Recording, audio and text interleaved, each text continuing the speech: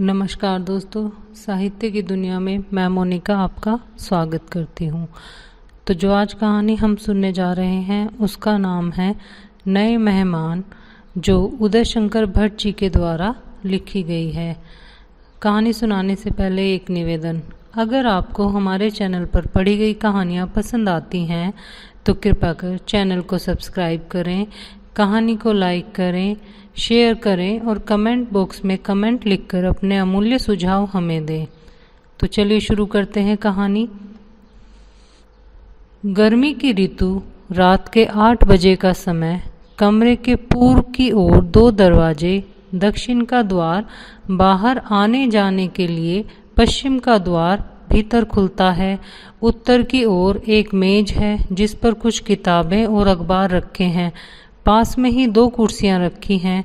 पश्चिम द्वार के पास एक पलंग बिछा है। मेज पर रखा हुआ पुराना पंखा चल रहा है जिससे बहुत कम हवा आ रही है। कमरा बेहद गर्म है। मकान एक साधारण गृहस्थ का है। पलंग के पास 4-5 साल का एक बच्चा सो रहा है। पंखे की हवा केवल उस बच्चे को लग रही है, फिर भी वह पसीने से तर है, इसलिए वह कभी कभी बेचैन हो उठता है, फिर सो जाता है। कुर्ता धोती पहने एक व्यक्ति प्रवेश करता है। पसीने से उसके कपड़े तर हैं। कुर्ता उतारकर वह खूंटी पर टांग देता है और हाथ के पंखे से बच्चे को हवा करता है। उसका नाम विश्वनाथ है। उम्र 45 वर्ष, गठा हुआ शरीर, गेहुआ रंग, मुख पर गंभीरता और सुसंस्कृति के चिन्ह हैं। विश्वनाथ: ओफ, बड़ी गर्मी है। पंखा जोर से करने लगता है। इन बंद मकानों में रहना कितना भयंकर है। मकान है कि भट्टी। पश्चिम की ओर से एक स्त्री प्रवेश करती है जिसका नाम रेवती है। रेवती आंचल से मुंह का पसीना पोंछती हुई, पत्ता तक नहीं हिल रहा, जैसे सांस बंद हो जाएगी। सिर फटा जा रहा है और वह अपना सर दबाने लगती है। विश्वनाथ: पानी पीते पीते पेट फूला जा रहा है और प्यास है कि बुझने का नाम नहीं ले रही। अभी 4 गिलास पानी पीकर आया हूँ, फिर भी होठ सूख रहे हैं। 1 गिलास पानी और पिला दो, ठंडा तो क्या होगा। रेवती: गर्म है। आंगन में घड़े में तो पानी ठंडा नहीं होता, हवा लगे तब तो ठंडा हो। जाने कब तक इस जेल खाने में सड़ना होगा। विश्वनाथ: मकान मिलता ही नहीं। आज 2 साल से दिन रात एक करके ढूंढ रहा हूँ। हाँ, पानी तो ले आओ, जरा गला तर कर लूँ। रेवती: बर्फ ले आते, पर मरी बर्फ भी कोई कहाँ तक पिए। विश्वनाथ: बर्फ का पानी पीने से क्या फ़ायदा। प्यास जैसी की तैसी, बिल्कुल दुगनी लगती है। ओफ, पंखा ले लो, बच्चे क्या ऊपर हैं।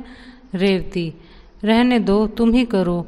छत इतनी छोटी है कि पूरी खाट भी तो नहीं आती। एक खाट पर 2-2, 3-3 बच्चे सोते हैं, तब भी पूरा नहीं पड़ता। विश्वनाथ: एक ये पड़ोसी हैं निर्दयी, जो खाली छत पड़ी रहने पर भी बच्चों के लिए एक खाट नहीं बिछाने देते। रेवती: वे तो हमको मुसीबत में देखकर प्रसन्न होते हैं। उस दिन मैंने कहा तो लाला की औरत बोली, क्या छत तुम्हारे लिए है? नगद 50 देते हैं, तब 4 खाटों की जगह मिलती है। ना बाबा, यह नहीं हो सकेगा। मैं खाट नहीं बिछाने दूंगी, तो हवा रुक जाएगी और किसी को सोता देखकर नींद नहीं आती। विश्वनाथ: पर बच्चों के सोने में क्या हर्ज है, जरा आराम से सो सकेंगे। कहो तो मैं कहूँ। रेवती: क्या फ़ायदा, अगर लाला मान भी जाए तो वह दुष्टा नहीं मानेगी। वैसे भी मैं उनकी छत पर बच्चों को अकेला सोना पसंद नहीं करूँगी। बड़ी डायन औरत है, उसके तो बाल बच्चे नहीं हैं, कुछ कर दे तब। विश्वनाथ: फिर जाने दो, मैं नीचे आंगन में सो जाया करूँगा। कमरे में भला क्या सोया जाएगा। मैं कभी कभी सोचता हूँ, यदि कोई अतिथि आ जाए तो क्या होगा।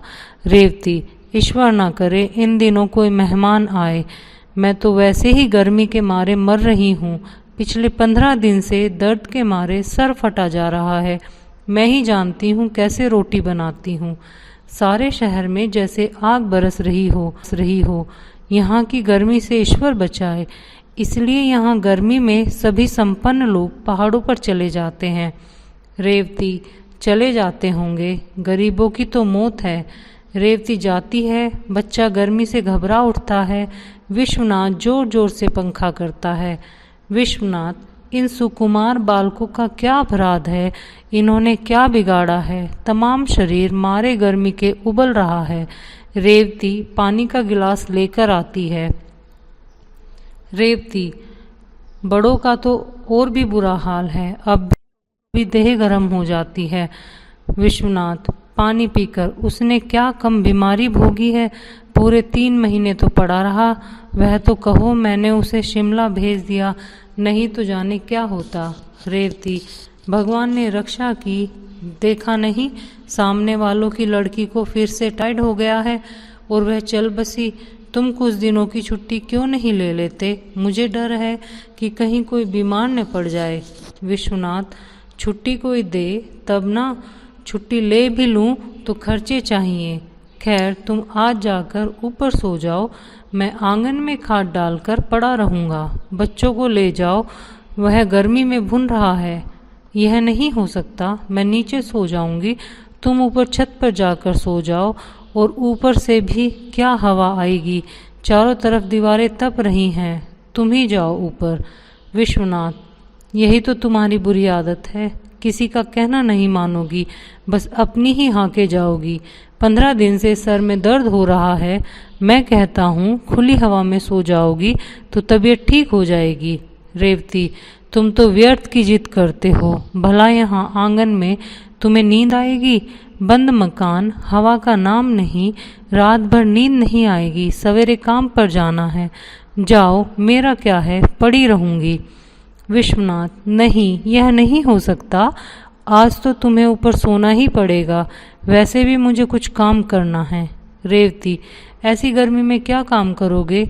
तुम्हें भी न जाने क्या धुन सवार हो गई है। जाओ सो जाओ, मैं आंगन में खाट पर इसे लेकर जैसे तैसे रात काट लूँगी। जाओ। विश्वनाथ, अच्छा तुम जानो, मैं तो तुम्हारी भलाई के लिए कह रहा था, मैं ही ऊपर जाता हूँ। बाहर से कोई दरवाज़ा खटखटाता है। रेवती, कौन होगा? विश्वनाथ, न जाने, देखता हूँ। रेवती, हे भगवान, कोई मुसीबत ना आए। बच्चे को पंखा करती है, बच्चा गर्मी से उठ बैठता है और पानी मांगता है। वह बच्चे को पानी पिलाती है, पंखा करती है। इसी समय 2 व्यक्तियों के साथ विश्वनाथ प्रवेश करते हैं। रेवती बच्चे को लेकर आंगन में चली जाती है। आगंतुक एक साधारण बिस्तर तथा एक संदूक लेकर कमरे में प्रवेश करते हैं। विश्वनाथ भी पीछे पीछे आते हैं।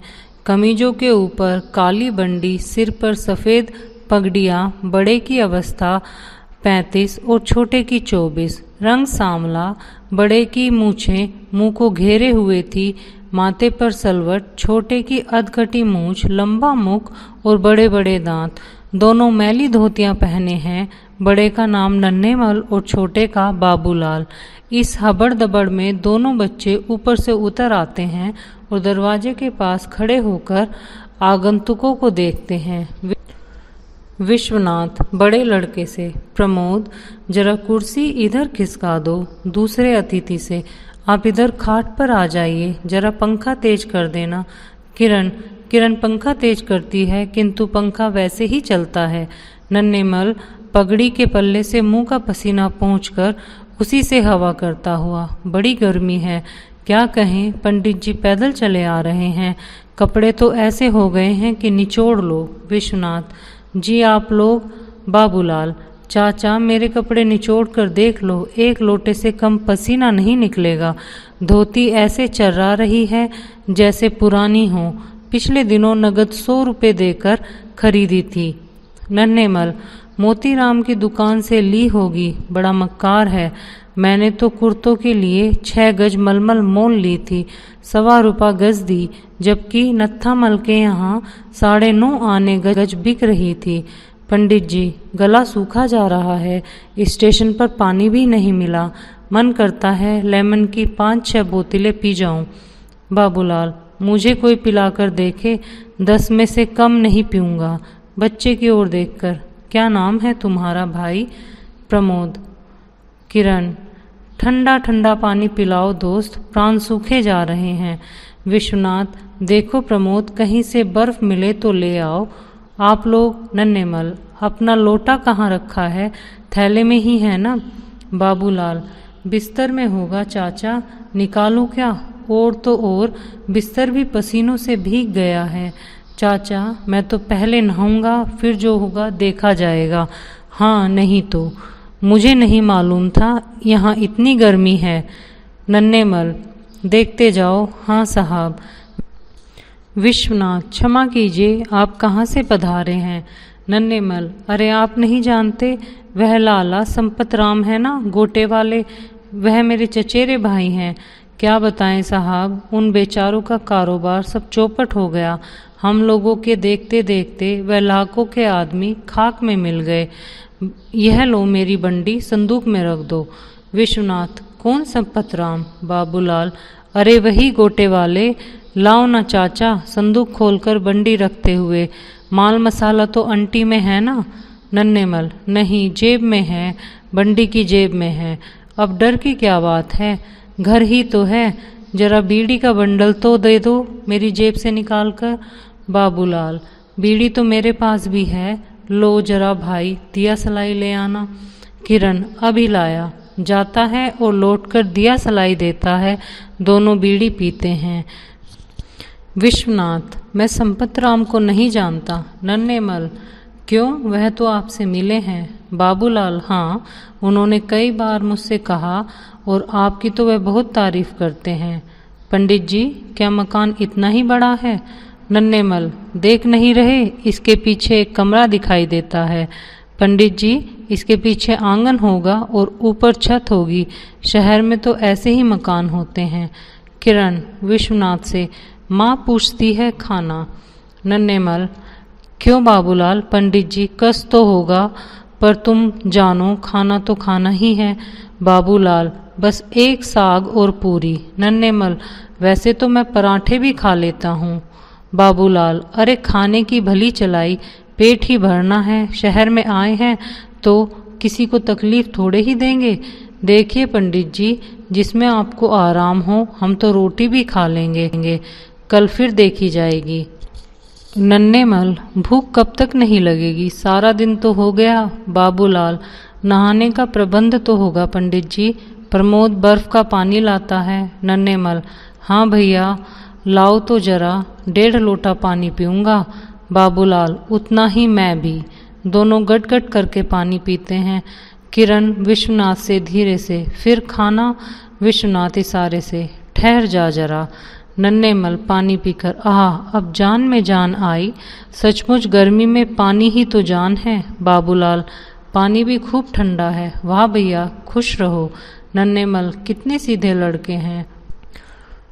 बाबूलाल, शहर के हैं ना। विश्वनाथ, क्षमा कीजिए, मैंने आपकी दोनों।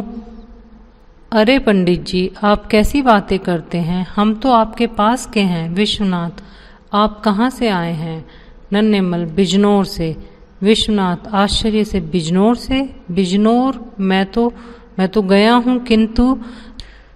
नन्हेमल, मैं जरा नहाना चाहता हूँ। बाबूलाल, मैं भी स्नान करूँगा। विश्वनाथ, पानी तो नल में शायद ही हो, फिर भी देख लो। प्रमोद, इन्हें नीचे नल पर ले जाओ। बाबूलाल, तब तक खाना भी तैयार हो जाएगा। दोनों बाहर निकल आते हैं। रेवती का प्रवेश। रेवती, ये लोग कौन हैं? जान पहचान के तो मालूम नहीं पड़ते। विश्वनाथ, क्या पूछूं, 2-3 बार पूछा, ठीक ठीक उत्तर नहीं देते। रेवती, मेरा तो दर्द के मारे सर फटा जा रहा है। इधर पिछली शिकायत फिर से बढ़ती जा रही है। पहले सोते सोते हाथ पैर सुन्न हो जाते थे, अब बैठे बैठे हो जाते हैं। विश्वनाथ, क्या बताऊं, जीवन में तुम्हें कोई सुख न दे सका, नौकर भी नहीं टिकता। रेवती, पानी जो 3 मंजिल पर चढ़ाना पड़ता है, इसलिए भाग जाता है। गर्मी क्या कम है, किसी को क्या जरूरत पड़ी है जो गर्मी में भुने। यह तो हमारा ही भाग्य है कि चने की तरह बाहर में भुनता रहता है। विश्वनाथ, क्या किया जाए, फिर क्या खाना बनाना होगा, पर ये हैं कौन? विश्वनाथ, खाना तो बनाना ही पड़ेगा, कोई भी हो, जब आए हैं तो जरूर खाना खाएंगे। थोड़ा सा बना लो। रेवती तुनक कर, खाना तो खिलाना ही होगा, तुम भी खूब हो भला, इस तरह कैसे काम चलेगा? दर्द के मारे सर फटा जा रहा है, फिर खाना बनाना इनके लिए इस समय, आखिर ये आए कहाँ से हैं? विश्वनाथ, कहते हैं बिजनौर से आए हैं। रेवती आश्चर्य से, बिजनौर? क्या बिजनौर में तुम्हारी जान पहचान है? अपनी बिरादरी का तो कोई आदमी वहाँ नहीं रहता। विश्वनाथ, बहुत दिन हुए, एक बार काम से बिजनौर गया था, पर तब से अब तक तो 20 साल हो गए। रेवती, सोच लो, शायद वहाँ कोई साहित्यिक मित्र हो, उसी ने इन्हें भेजा हो। विश्वनाथ, ध्यान तो नहीं आता, फिर भी कदाचित कोई मुझे जानता हो और उसी ने भेजा हो। किसी संपत राम का नाम बता रहे थे, मैं जानता भी नहीं। रेवती, बड़ी मुश्किल है, मैं खाना नहीं बनाऊंगी। पहले आत्मा फिर परमात्मा, जब शरीर ही ठीक नहीं रहता तो फिर क्या करूं? विश्वनाथ, क्या कहेंगे कि रात भर भूखा मारा, बाजार से कुछ मंगा दो ना। रेवती, बाजार से क्या मुफ्त में आ जाएगा? 3-4 रुपए से कम में क्या उनका पेट भरेगा? पहले तुम पूछ लो, मैं बाद में खाना बनाऊंगी। बाबूलाल का प्रवेश, रेवती का दूसरी ओर से जाना। बाबूलाल, तबीयत अब शांत हुई, फिर भी पसीने से नहा गया हूँ। न जाने पंडित जी आप कैसे रहते हैं? पंखा करता है। विश्वनाथ, 8-9 लाख आदमी इस शहर में रहते हैं और उनमें से 6-7 लाख आदमी इसी तरह के मकानों में रहते हैं। ऊपर छत पर शोर मचता है। प्रमोद आकर, उन्होंने दूसरे छत पर हाथ धो लिए हैं, पानी फैल गया है, इसलिए वह पड़ोस की स्त्री चिल्ला रही है। मैंने कहा सवेरे साफ कर देंगे, इन्हें मालूम नहीं था। विश्वनाथ, तुमने क्यों नहीं बताया कि हाथ दूसरी जगह धो? प्रमोद, मैं पानी पीने चला गया था, वहाँ उषा रोने लगी, उसे चुप कराया, पानी पिलाया और पंखा करता रहा। विश्वनाथ, चलो कोई बात नहीं, उनसे कह दो कि सवेरे साफ कर देंगे। पड़ोसी का तेजी से प्रवेश। पड़ोसी, देखिए साहब, मेहमान आपके होंगे, मेरे नहीं। मैं यह बर्दाश्त नहीं कर सकता कि मेरी छत पर इस तरह गंदा पानी फैलाया जाए। विश्वनाथ, वाकई गलती हो गई, कल सवेरे साफ कर दूंगा। पड़ोसी, आपसे गेज है कि गलती हो जाती है। विश्वनाथ, अनजान आदमी से गलती हो जाती है, उसे क्षमा कर देना चाहिए, कल से ऐसा नहीं होगा। पड़ोसी, होगा क्यों नहीं, रोज होगा, रोज होता है। अभी उसी दिन आपके एक और मेहमान ने पानी फैला दिया था, फिर वह खाट बिछाकर लेट गया था। विश्वनाथ, मैंने समझा तो दिया था, फिर तो वह आदमी खाट पर नहीं लेटा था। पड़ोसी, तो आपके यहाँ इतने मेहमान आते ही क्यों हैं? यदि मेहमान बुलाने हों तो बड़ा सा मकान ले लो। विश्वनाथ, यह भी आपने खूब कहा कि इतने मेहमान क्यों आते हैं। अरे भाई, मेहमानों को बुलाने क्या मैं जाता हूँ? खैर, आज क्षमा करें, अब आगे से ऐसा नहीं होगा। पड़ोसी, कहाँ तक कोई क्षमा करे? क्षमा क्षमा, बस एक ही बात याद कर ली है, क्षमा। चला जाता है। दोनों अतिथि आते हैं। दोनों, क्या बात है? विश्वनाथ, कुछ नहीं, आप धोतियाँ छज्जे पर सुखा दें। नन्हेमल, ले बाबू, डाल तो दे और ला बीड़ी निकाल। बाबूलाल, मेरी जेब से ले लो, धोतियाँ लेकर चला जाता है। नन्हेमल, सचमुच हमारी वजह से आपको बड़ा कष्ट हुआ, बैठकर बीड़ी सुलगाता है। भैया जरा पानी और पिला दो, उफ बड़ी गर्मी है। हाँ साहब, खाने में क्या देरदार है? बात यह है कि नींद बड़े जोर की आ रही है। विश्वनाथ, देखिए मैं आपसे 1-2 बात पूछना चाहता हूँ। नन्हेमल, हाँ हाँ पूछिए, मालूम होता है आपने हमें पहचाना नहीं। बाबूलाल आता है।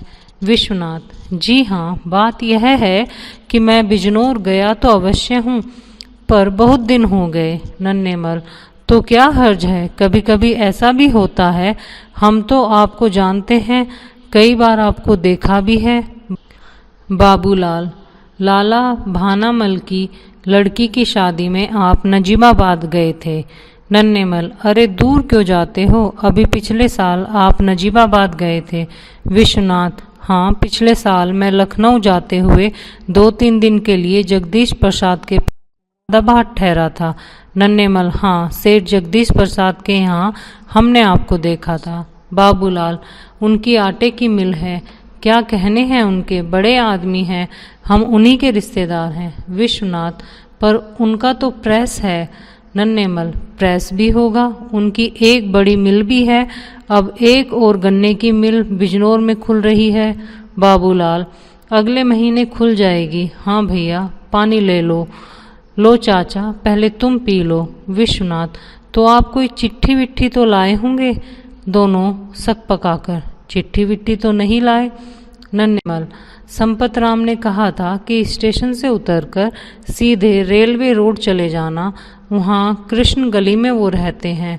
विश्वनाथ, पर कृष्ण गली तो यहाँ 6 हैं, कौन सी गली में बताया। नन्हेमल, 6 हैं, बहुत बड़ा शहर है साहब, हमें तो यह मालूम नहीं, शायद बताया हो, याद नहीं रहा। विश्वनाथ खींचकर, जिसके यहाँ आपको जाना है उनका नाम तो बताया होगा। बाबूलाल, क्या नाम था चाचा। नन्हेमल, नाम तो याद नहीं आता, जरा ठहरिए सोच लूँ।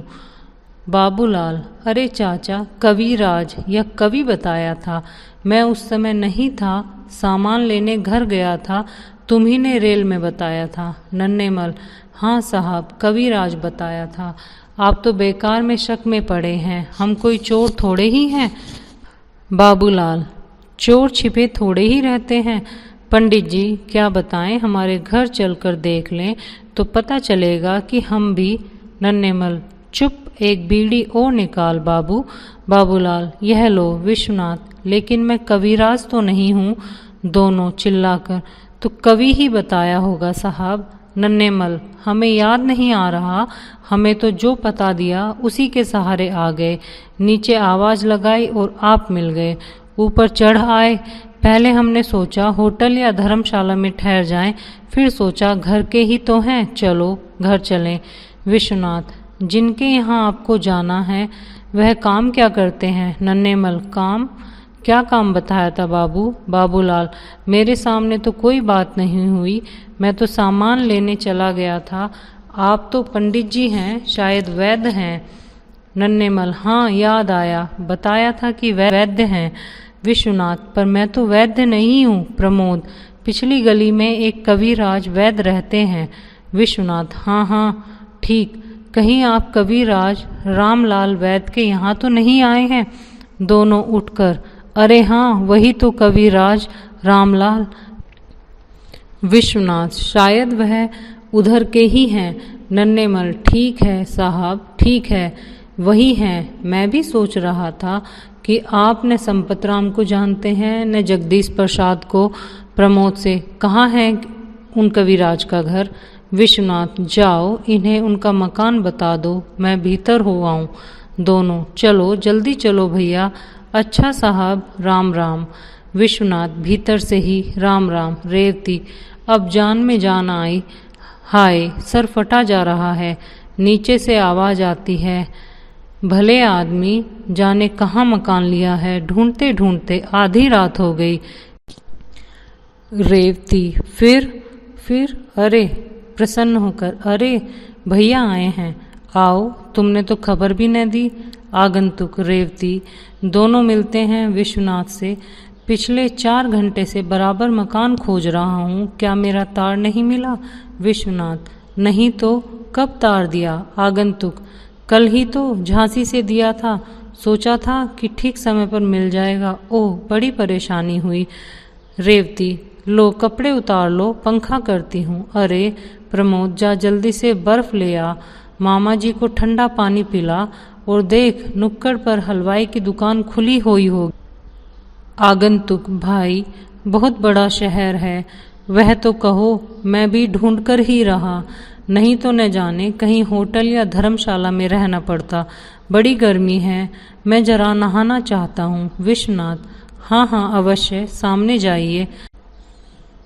आगंतुक, एक बार तो जी में आया कि सामने होटल में ठहर जाऊं, शायद रात को आप लोगों को कष्ट होगा। रेवती, ऐसा क्यों सोचते हो, कष्ट काहे का, यह तो हम लोगों का कर्तव्य था। अच्छा तुम तैयार हो मैं खाना बनाती हूँ। आगंतुक, भाई देखो इस समय खाना वाना रहने दो, मैं पानी पीकर सो जाऊँगा, वैसे मुझे भूख भी नहीं है। रेवती जाती हुई लौटकर, कैसी बातें करते हो भैया, मैं अभी खाना बनाती हूँ। आगंतुक, इतनी गर्मी में रहने दो ना। विश्वनाथ, तुम नहाने तो जाओ। आगंतुक जाता है रेवती से, कहो अब। रेवती, अब क्या, मैं खाना बनाऊंगी, भैया भूखे नहीं सो सकते।